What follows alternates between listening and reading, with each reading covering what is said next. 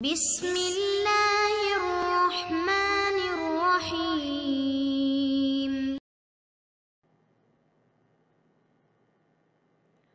اعوذ باللہ من الشیطان الرجیم، بسم اللہ الرحمن الرحیم، وبہ نستعین۔ ہماری گفتگو کفایت الاصول کے مقصد سابع میں اور مقصد سابع اصول عملیہ کے بارے میں ہے، اور الحمدللہ اصول عملیہ مشہور جو تمام ابواب میں جاری ہوتے ہیں وہ 4 ہیں، ان میں سے استصحاب کے بارے میں ہے۔ استصحاب کی تعریف ہو چکی، استصحاب کے حجیت کے بارے میں اقوال بیان ہو چکے، ادلہ بھی 3 بیان ہو چکے۔ اب چوتھی دلیل جو کہ عمدہ دلیل اخبار وہ بیان کر رہے ہیں۔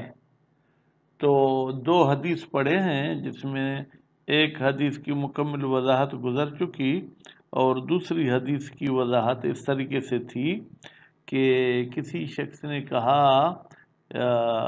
زرارہ راوی ہے، کہ میرے کپڑوں کو اے امام ناک کا خون یا کوئی اور خون یا منی یا کوئی اور نجاست لگ گئی، اور میں نے وہاں پر علامت گزاری نشانی بھی لگا دی، لیکن نماز کا وقت ہو گیا تو میں بھول گیا اور پھر میں نے نماز پڑھ ڈالی۔ تو امام نے کہا کہ نماز کا بھی اعادہ کرو گے اور کپڑوں کو بھی پاک کرو گے؟ پھر کہا کہ مجھے یہ تو یقین تھا کہ کوئی نجاست لگی، میں نے علامت گزاری نہیں کی، نماز پڑھنے کے بعد دیکھا پھر بھی وہی حکم ہے تو عیدو و تغسلو۔ پھر کہا کہ مجھے ظن تھا کہ مجھے کوئی چیز لگی اور میں نے نماز پڑھ لی، نماز کے بعد میں نے دیکھا۔ پھر ایک یہ تھا کہ مجھے شک ہوا تھا کہ کچھ لگا ہے، میں نے جانچ پڑتال کی، مجھے کچھ نظر نہیں آیا۔ بہرحال اس قسم کے بہت سارے سوالات تھے۔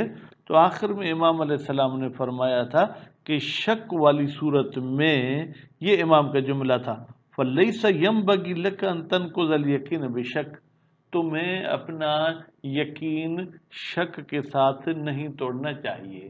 اب کہتے ہیں اس حدیث کے ذریعے استدلال کرنا اور اس حدیث کے ذریعے اپنے مطلب پر دلیل کے طور پر جو ہے کہ الفاظ پیش کرنا وہی ہیں جو پہلی حدیث میں تھے۔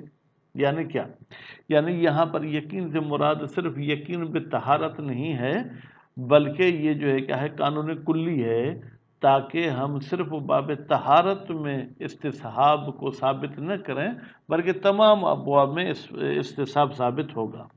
پھر کہتے ہیں یہاں پر استصحاب تو آپ پڑھ چکے، ایک جو ہے کیا ہے جناب وہ قاعدہ یقین بھی ایک ذہن میں آ سکتا ہے۔ قاعدہ یقین کیا ہوتا ہے؟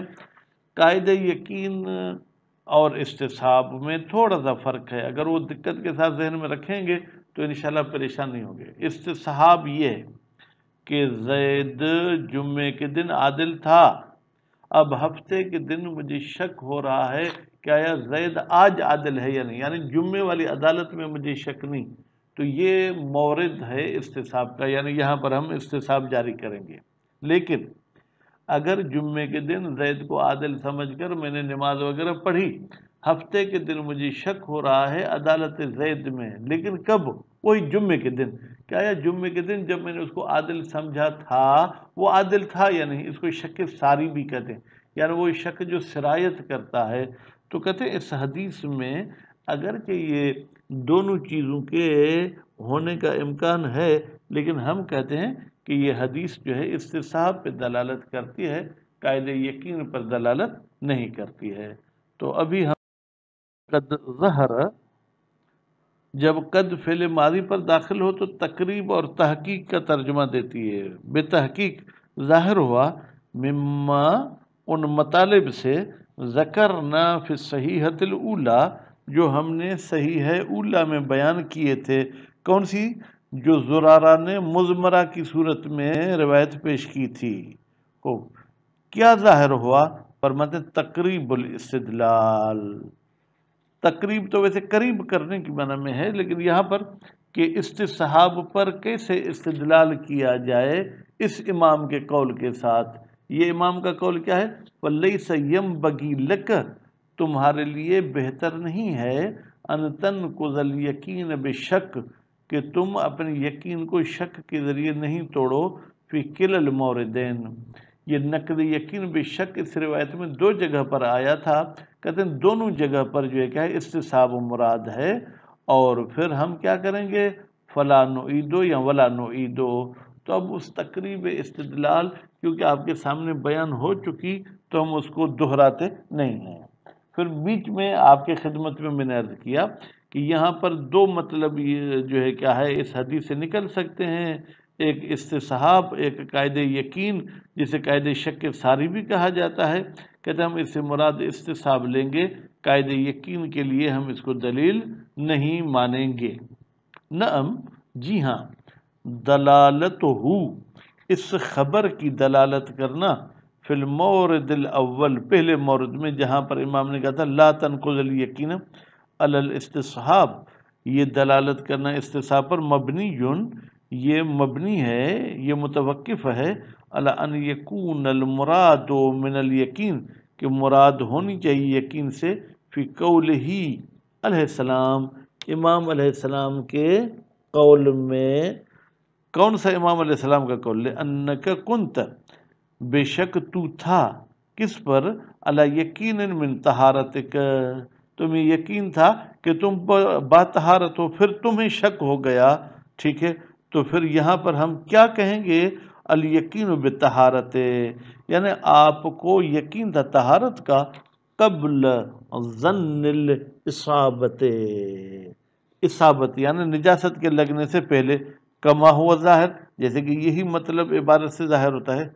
فإنہ بتحقیق شان یہ ہے لو کان المراد منہ اگر مراد ہوتی اس یقین سے الیقین الحاصل وہ یقین جو حاصل ہوتا ہے بالنظر والفحص جب آپ نے نظر کی نجاست پر اور جانچ پڑتال کی بعدہ نجاست لگنے کے بعد الزائل برؤیت پھر تو وہ یقین ختم ہو گیا کس کے ذریعے؟ رؤیت کے ذریعے. بعد صلاۃ جب آپ نے نماز کے بعد دیکھا کہ آپ کے کپڑے نجس ہیں تو وہ تو آپ کا یقین جو ہے کیا ہے وہ ختم ہو جائے گا. تو پھر کان مفادہ اس پہلے والے جملے کا مفاد کیا ہوگا؟ قاعدۃ الیقین، پھر یہ قاعدہ یقین ہوگا. کیوں؟ اس لیے کہ یہاں پر گویا کہ ہمارے شک وہی پچھلے یقین کی طرف جا رہا ہے. کما لا یخفا جیسے کہ یہ بات مخفی نہیں ہے کہ اس سے مراد جو ہے کیا ہے قاعدہ یقین ہے. پھر کیا مطلب؟ پھر امام علیہ السلام نے علت بیان کی کہ اعادہ واجب نہیں ہے. کیوں؟ اس لیے کہ آپ یقین کو شک کے ذریعے توڑتے ہیں اور یقین کو شک کے ذریعے نہیں توڑنا چاہیے بلکہ یقین کو یقین کے ساتھ توڑنا چاہیے. اور جب آپ نے نجاست دیکھ لی پھر تو یقین حاصل ہو گیا نجاست کا. خوب ثم پھر انہو اشکل اشکال کیا گیا ہے الروایت روایت پر بأن الاعادت بتحقیق اسی نماز کا پھر دہرانا بعد انکشاف وقوع الصلاۃ جبکہ منکشف ہو گیا کہ ہماری نماز واقع ہوئی ہے کس کے ساتھ؟ نجاست کے ساتھ. لیست فرماتے ہیں یہ جو اعادہ ہے یہ نہیں ہے نقضاً للیقین بطہارہ کہ ہم توڑ رہے ہیں طہارت والے یقین کو بے شک کے فیہا طہارت کے شک کی وجہ سے. فیہا کی ضمیر طہارت کی طرف جائے گی. بلکہ یہ جو آپ توڑ رہے ہیں اس یقین کو بالیقین بارتفاعہا یہ اس لیے طہارت کے یقین کو توڑیں کہ آپ کو یقین ہو گیا کہ وہ میری طہارت ختم ہو گئی ہے. وکیف یصح پھر کیسے صحیح ہو سکتا ہے ان یعلل کہ علت بیان کی جائے کس کی؟ عدم الاعادت نماز کے نہ دہرانے کی بانہا نقض الیقین بشک کہ آپ جو ہے کیا ہے یقین کو توڑ رہے ہیں شک کے ساتھ بلکہ یہاں پر تو یقین کو یقین کے ساتھ توڑ رہے ہیں. نعم جی ہاں یعنی کیا؟ یعنی فرماتے ہیں کہ اگر ہم اس روایت کو یہ کہیں کہ یہ علت بیان کر رہی ہے کہ نماز آپ پڑھ سکتے ہیں اسی یقین کے بنیاد پر. خوب انما یصح ان یعلل بتحقیق صحیح ہے کہ علت بیان کی جائے بہی جناب اسی عدم نقض یقین کے حوالے سے کس کی؟ جواز دخول فی الصلاۃ کہ جائز ہے نماز میں داخل ہونا کما لا یخفا، جیسے کہ مخفی نہیں. تو آپ دخول صلاۃ کے بارے میں استدلال کر سکتے ہیں، لیکن عدم وجوب اعادہ کے بارے میں استدلال نہیں کر سکتے. ولا یکاد یمکن تفصی عن ھذا الاشکال، کہتے ہیں اس اشکال سے بچنا ممکن نہیں ہے، الا بان یقال، مگر یہ کہ کہا جائے. کیا؟ پھر شرط کے بارے میں بحث کرتے ہیں کہ بھائی اصل یہ جو طہارت ہے یہ نماز کے لیے شرط واقعیہ نہیں ہے، تو ہم کہیں گے ظاہری طہارت پر بھی نماز پڑھ سکتے ہیں، لیکن اگر شرط واقعیہ مانیں گے پھر تو مشکل ہے کہ ہم نماز پڑھ سکیں. خوب، بلکہ ہم یہ کہیں گے کہ ان شرط فی الصلاۃ بتحقیق، کہ وہ طہارت جس کی شرط ہے نماز میں فعلاً ابھی حین الالتفات الی طہارت، وہ یہ ہے کہ آپ ملتفت ہوں کس کی طرف؟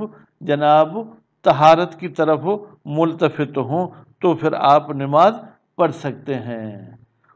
ہوا وہ شرط کیا ہے؟ احرازھا، طہارت جو ہے کیا ہے آپ کے لیے ثابت ہو. خوب، ولو باصل، اگرچہ وہ طہارت کسی اصل یعنی استصحاب وغیرہ کے ذریعے ثابت ہو، او قاعدۃ، یا کسی قاعدے کے ذریعے ثابت ہو. لا نفس، خود طہارت کا یقین شرط نہیں ہے، احراز طہارت، یعنی آپ کو کسی طریقے سے پتہ چل جائے کہ میں طہارت والا ہوں، استصحاب والی طہارت ہو یا قاعدے والی. فتکون قضیۃ استصحاب طہارت کی تقاضا کیا ہے نماز کے وقت؟ عدم اعادتها، کہ بھائی اس نماز کو دوبارہ پڑھنے کی ضرورت نہیں ہے. کیوں؟ اس لیے کہ نماز میں خود طہارت شرط نہیں ہے، احراز طہارت شرطی ہے تھی. ولو انکشف وقوعها، اگرچہ بعد میں کشف ہو جائے کہ یہ نماز واقع ہوئی ہے نجاست میں، بعدها، نماز کے بعد، کما، جس طریقے سے ان اعادتها، بتحقیق نماز کا اعادہ کرنا، بعد الکشف، جب کشف ہو کہ میری نماز نجاست کے ساتھ واقع ہوئی ہے، تکشف ہوئی ہے، اعادہ کشف کرتا ہے ان جواز نقض، کہ جائز ہے کہ آپ اس طہارت والی بات کو توڑ دیں اور آپ خود کو غیر طہارت والا سمجھیں. وعدم حجیت الاستصحاب، اور استصحاب حجت نہیں ہے، حالہا، جب آپ نماز شروع کر رہے تھے، کما لا یخفا، جیسے کہ یہ بات مخفی نہیں ہے. فتأمل جیدن، اچھے طریقے سے آپ جو ہے کیا ہے غور کریں. لا یقال، پھر گویا کہ یہاں پر بھی کہتے ہیں اس قسم کا اشکال نہ کیا جائے کہ بھائی استصحاب میں شرط ہے کہ استصحاب جو ہے کیا حکم شرعی کا ہو یا ایسے موضوع کا ہو جو صاحب حکم ہو، جبکہ طہارت، ٹھیک ہے جناب، وہ ان دونوں میں سے کوئی ایک نہیں ہے، نہ حکم شرعی ہے اور نہ ہی جو ہے کیا ہے ہم اس کو ذا حکم شرعی مانتے ہیں. فَإِنَّهُ إِذَا لَمْ يَكُنْ شَرْطًا، بتحقیق جب ہم طہارت کو شرط نہیں مانتے ہیں، خوب، تو پھر کیا کریں گے؟ جب ہم اس کو شرط نہیں مانیں گے تو لم یکن موضوعا، یہ طہارت موضوع نہیں ہوگی کسی حکم کا، ما انہ لیس بحکم، جبکہ خود یہ طہارت کوئی حکم بھی نہیں ہے. ولا محیص فی الاستصحاب، اور استصحاب کرنے کے لیے پھر کوئی چارہ نہیں ہے، ان کون المستصحب حکما او موضوعا لحکم، کہ بھائی ہم جس چیز کا استصحاب کر رہے ہیں وہ حکم ہو یا موضوع ہو حکم کا. تو خلاصہ یہ ہوا کہ یہاں پر استصحاب تام نہیں ہے. جب استصحاب تام نہیں ہے تو پھر کیسے آپ یہ علت بیان کرتے ہیں کہ نماز کا اعادہ واجب نہیں ہے؟ اب یہ لا یقال اشکال ہوا، اس کا جواب انشاءاللہ اگلے درس میں ہم پڑھیں گے.